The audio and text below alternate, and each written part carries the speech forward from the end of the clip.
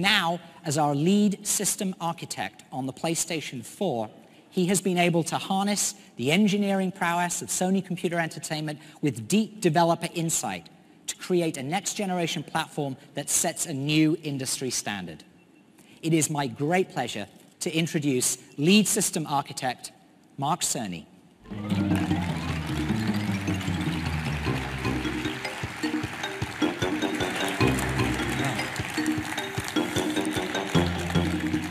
Thank you, Andy. Thank you for the warm welcome, and thank you all for being here today. As Andy mentioned, my role on the development of the next generation platform started about 5 years ago. At that time, we began to look at how the console architecture could free developers from painful technological limitations and enable them to create the game experiences that they'd always been dreaming of making. We also looked at how the whole PlayStation ecosystem could be evolved as well to allow the player to take a dynamic, preference-driven path through the world of content. So when we started this process, it was the early days of the PlayStation 3, which is to say, at a time of great transition in technology and how we use it. Every major console, all the way from the Atari 2600, which was the dominant console when I started in games some 30-something years ago, all the way up through the PlayStation 2, had pretty much been a single-purpose device. Insert the cartridge, the CD, the DVD, power it on, play your game. That's all they did, and that was fine. That was the world we lived in then. But at the time of the launch of the PlayStation 3, all of that was in flux. The world was becoming a connected place, and a single device was now expected to provide a range of services and applications. Now, PS3 has done pretty well in these respects. It's the top platform for Netflix. But as a console designed before this revolution hit, there are limits to the functionality that it can provide in this new world. In addition, since the launch of PlayStation 3, we've seen a proliferation in the number and variety of devices that people own and interact with. With so many platforms to support, much less value is found today in exotic technologies such as blast processing or a supercomputer on a chip.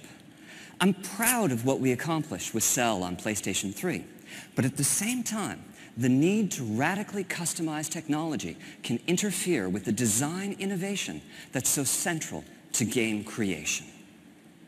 So for PlayStation 4, while we knew that the core performance of the console would be vital to its success, the cross-disciplinary team that we assembled had several additional goals.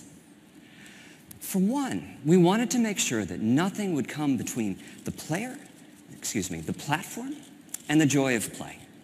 When I think back to the launch of the PS1, there was a real fun factor that was an intrinsic part of the PlayStation DNA. The whole world was our audience, and we had a remarkable time evangelizing the message that gaming was fun. We also wanted to be sure that the system architecture could fluidly connect the player to a larger world of experiences and provide easy access to everything PlayStation has to offer across the console and mobile spaces and the PlayStation Network. And finally, we wanted to hear from developers. We spoke to dozens of the best teams in the world. We wanted to know what was important to them. We wanted to make them happy.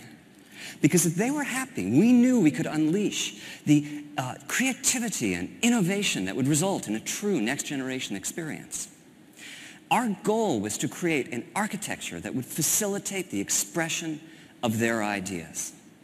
Now, we couldn't come right out and say in 2008 or so, what would you like to see in a next-gen console? We had to talk our way around the topic. But they knew what we meant, and their comments were invaluable in crafting these system specs. And we were able to create, in PlayStation 4, a platform by game creators for game creators. It is a powerful and accessible system, and it has a deep feature set to support the ongoing development and evolution of gaming itself. Now, the architecture that we chose is like a PC in many ways, but supercharged to bring out its full potential as a gaming platform. For the CPU, we chose the most familiar architecture on the planet, the x86, allowing us to tap into over 3 decades of programming expertise. For the graphics processor, we decided to use a highly enhanced PC GPU, something that would be easy to develop for in the early days of the platform lifecycle, but at the same time, a GPU with remarkable long-term potential. And for system memory, I'm proud to announce that we are equipping the system with 8 gigabytes of high-speed unified memory, both satisfying the #1 developer request for ease of game creation and also increasing the richness of content achievable